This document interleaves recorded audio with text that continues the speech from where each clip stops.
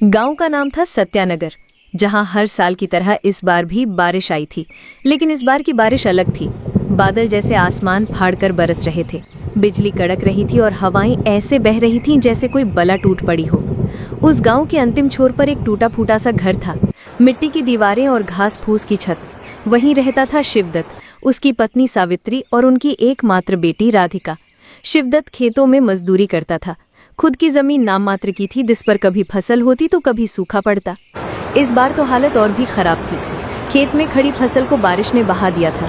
2 दिन से लगातार बारिश हो रही थी। घर के अंदर पानी टपक रहा था। दीवारें भीगकर नर्म हो गई थी। रात के 12 बजे का समय था। चारों तरफ अंधेरा, बिजली कट चुकी थी। शिवदत्त अपनी बेटी को भीगने से बचाने के लिए एक बर्तन दीवार से टिकाकर खड़ा था, ताकि पानी उस पर ना पड़े। हे ईश्वर, ये बारिश आखिर कब रुकेगी? देखो ना, पूरा घर टपक रहा है। छत से तो ऐसे पानी गिर रहा है जैसे कोई बाल्टी उलट दी हो। इधर देखो, बच्ची भी पूरी भीग गई है। उसका बिस्तर तक गीला हो गया है। कहाँ लेकर जाऊं इसे? अब तो कुछ समझ ही नहीं आ रहा। हे प्रभु, ये दुख कब खत्म होगा? सावित्री की आंखों से आंसू बह निकले। शिवदत्त ने अपनी पत्नी का चेहरा देखा। उसके भी दिल में हुक उठी।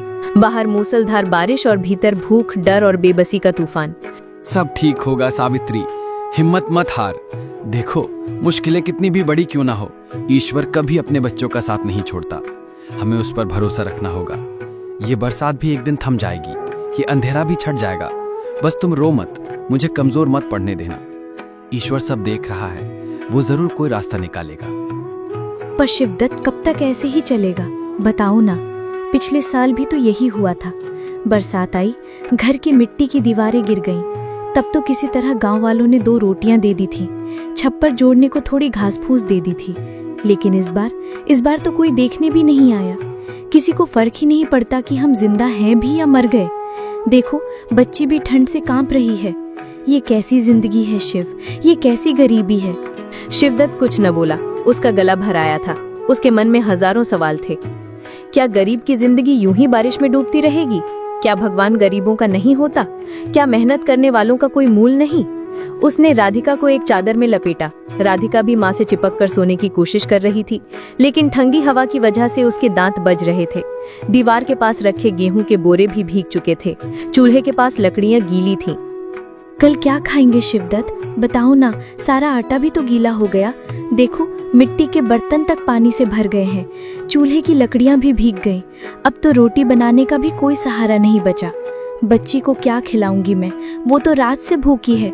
अगर बारिश यूं ही बरसती रही तो हमारा बचा खुचा अनाज भी सड़ जाएगा। ईश्वर ही जाने अब किससे मदद मांगे। कौन देगा हम जैसे गरीबों को उधार? कुछ तो सोचूंगा सावित्री, तुम चिंता मत करो। ईश्वर ने चाहा तो कोई ना कोई रास्ता जरूर निकलेगा। मैं हार मानने वालों में से नहीं हूँ। जब तक ये सांसें चल रही हैं, तब तक तुम्हें और हमारी बच्ची को भूखा नहीं सोने दूंगा। चाहे जो भी करना पड़े, किसी के घर मजदूरी मांगनी पड़े, जंगल से लकड़ियां तोड़कर बेचनी पड़े, कुछ भी करूंगा, पर किसी के सामने हाथ नहीं फैलने दूंगा। ईश्वर पर भरोसा रखो, वो देख रहा है सब कुछ। वो हमें ऐसे बेसहारा नहीं छोड़ेगा। उसकी आंखों से आंसू गिर पड़े। उसके आंसू बारिश के पानी में मिल गए। उस रात गरीब की किस्मत भी उसी छत की तरह टपक रही थी, जहां से हर पल उम्मीदें गिरती जा रही थी। रात जैसे तैसे बीत गई। बारिश की बूंदें अब भी छत से टपक रही थी।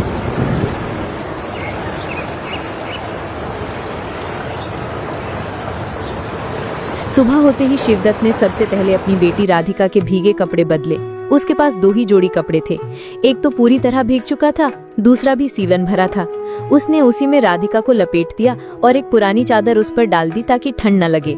सावित्री चूल्हे के पास बैठी थी। लकड़ियां गीली थी। उसने कई बार माचिस की तीली रगड़ी, लेकिन आग नहीं जली। उसकी आंखों में आंसू थे। शिवदत्त, कुछ कर। देख तो, हमारी बच्ची कब से भूखी पड़ी है। उसका पेट कब से सूखा है। उसकी रोने की भी ताकत नहीं बची। उसका चेहरा देख कैसे पीला पड़ गया है। मैं माँ होकर भी इसके लिए कुछ नहीं कर पा रही। शिवदत्त, मेरा दिल फट रहा है। कहीं ऐसा ना हो कि भूख की वजह से, ईश्वर ना करे, लेकिन मैं तो डरने लगी हूँ। कुछ तो कर शिवदत्त, किसी के घर से थोड़ा सा आटा मांग ला। कोई बासी रोटी ही दे दे हमें, पर मेरी बच्ची को भूखा मत सुला। उसके नन्हे से पेट में कुछ तो जाए आज। शिवदत्त चुपचाप खड़ा था। बाहर बारिश की फुहार अब भी गिर रही थी।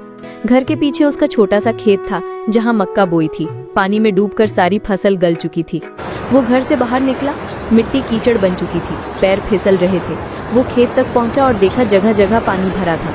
मक्का के पौधे आधे टूट गए थे और आधे गल चुके थे। हे भगवान, अब क्या करूं? उसकी आंखों के सामने अंधेरा छा गया। उसने आसमान की ओर देखा, बादल अभी गरज रहे थे, बिजली कड़क रही थी। अगर ये बारिश और 2 दिन रही तो घर भी गिर जाएगा, फिर कहाँ जाएंगे हम? उसके दिल में डर बैठ गया। वो वापस लौटा। सावित्री अब भी चूल्हे के पास बैठी थी।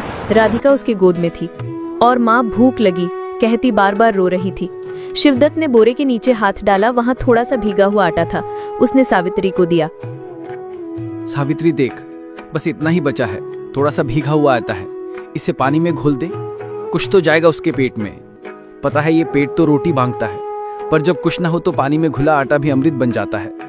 कम से कम उसका पेट तो भर जाएगा। मुझे कुछ नहीं चाहिए, तू और हमारी बच्ची इसे पी लेना, शायद रात कट जाए। ईश्वर से दुआ है कल का सूरज कुछ नया लेकर आए, वरना पता नहीं कब तक ऐसे ही भूख से लड़ते रहेंगे हम। सावित्री के हाथ कांप गए, उसकी आंखों से आंसू गिरने लगे। उसने भीगे आटे को मटकी में पानी डालकर घोल दिया। राधिका ने जैसे ही पहला घूंट पिया, उसका मुंह कसैला हो गया, लेकिन भूख के मारे उसने कुछ कहे बिना सब पी लिया। रघुनाथ ये देख ना पाता, वो बाहर चला गया। दरवाजे पर खड़े होकर उसने गांव की गलियों को देखा। कई घरों में से धुआं निकल रहा था। किसी के यहाँ आलू बल रहे थे तो किसी के यहाँ चाय बन रही थी, लेकिन उसके घर में ना धुआं था, ना चूल्हा जल रहा था, ना ही कोई उम्मीद बची थी। मैं हार जाऊंगा तो ये दोनों क्या करेंगे, उसने अपने मन से कहा। वो सोचने लगा शहर चला जाऊं या किसी से उधार मांग लूं या फिर खेत बेच दूं, लेकिन खेत ही तो उसकी पहचान था। उसके पिता ने मरते समय कहा था, शिवदत्त ये जमीन मत बेचना, यही तुम्हारा सहारा है। उसी समय तेज हवा चली, उसके घर की छत का एक कोना टूटकर नीचे गिर गया। भीगा हुआ घास फूस अंदर आ गिरा। राधिका डर के मां से चिपक गई। सावित्री की चीख निकल गई। शिवदत्त भाग कर आया। टूटी छत को देख उसकी आंखें लाल हो गई, पर वो चुप था, बेबस, लाचार। उसने सावित्री और राधिका को देखा। उनकी आंखों में डर और भूख थी। उसने अपनी बेटी से कहा, डर मत, पापा है ना, कुछ भी हो जाए तुझे कुछ नहीं होने दूंगा। उसकी आंखों में आंसू थे, पर वो बाहर नहीं बह रहे थे, वो उसकी आत्मा में बह रहे थे, उम्मीदों के साथ जिन्हें वो टूटने नहीं देना चाहता था। रात फिर से काली हो चुकी थी। बारिश धीमी हो गई थी, लेकिन बूंदें अब भी पड़ रही थी। ठंडी हवा के झोंके घर के भीतर तक आ रहे थे।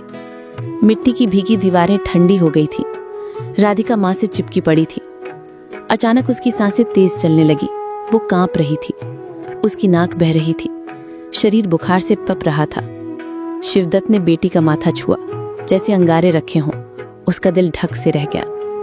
गांव में डॉक्टर तो नहीं था, एक कंपाउंडर था जो दवाइयां दे देता था, लेकिन उसके पास पैसे नहीं थे। हे ईश्वर, हमारी बेटी को बचा ले। शिवदत्त, राधिका को बहुत तेज बुखार है, कुछ करो, डॉक्टर के पास ले चलो। पड़ोस में चाचा चाची रहते हैं ना, उनसे उधार मांग ले, बाद में मजदूरी करके लौटा देंगे। बच्ची को दवा तो दिलानी ही होगी। शिवदत्त की आंखों में शर्म उतर आई। वो जानता था चाचा चाची उसे ताने देंगे, पर बेटी की जान से बढ़कर कुछ नहीं था। वो हिम्मत करके उठा। वो भीगे खेतों से होते हुए अपने चाचा के घर पहुंचा। चाचा का घर पक्का था। अंदर से चाची के गुस्से की आवाज आ रही थी। बड़ी बारिश हो रही है, सब्जी तो सही जाए। उसका दिल कांप उठा।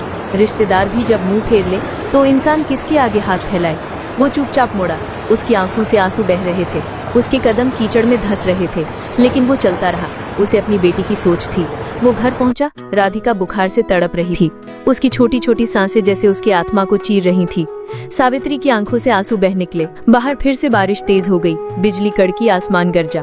रात का तीसरा पहर था। बाहर बारिश थम चुकी थी, लेकिन हवाओं में अब भी ठंडक और सन्नाटा था। उसका बुखार कम नहीं हुआ था, लेकिन वो बेसुध थी। उसकी सांसें हल्की हल्की चल रही थी। धीरे धीरे उसके मन में एक खौफनाक विचार आया, चोरी। गांव के बाहर महेश साहू का घर था। साहू गांव का सबसे अमीर आदमी था। उसके घर के गोदाम में बोरे भर गेहूं और चावल रखे थे। जब शिवदत्त दबे पांव गोदाम के पीछे पहुंचा, तभी उसकी नजर उस पर पड़ गई। साहू उठकर गोदाम के पास आ गया। ओ शिवदत्त, तू यहाँ क्या कर रहा है रात के अंधेरे में? शिवदत्त की आंखों से आंसू बह निकले। मालिक, माफ कर दीजिए, मैं ये आंखना बंद करो और बता, तू यहाँ इस समय क्या कर रहा था? मालिक, मैं यहाँ चोरी करने की नीयत से आया था। नहीं मालिक, मैं चोरी नहीं करना चाहता था। मेरी बेटी को बुखार है, 2 दिन से भूखी है।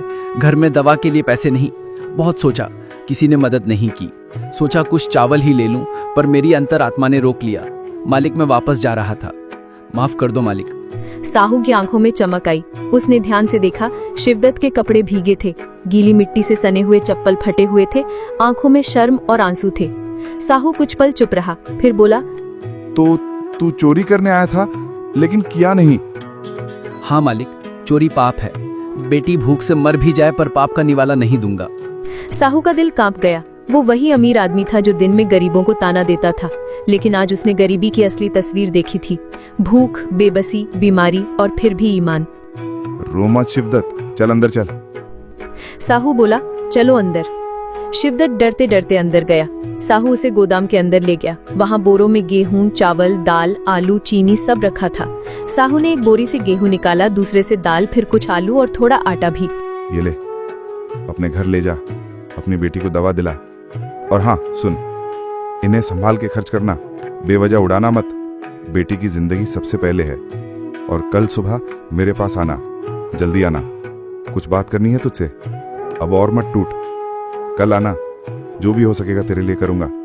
जा, अब जल्दी से बच्ची को दिखा ला, उसका बुखार ज्यादा बढ़ने मत देना।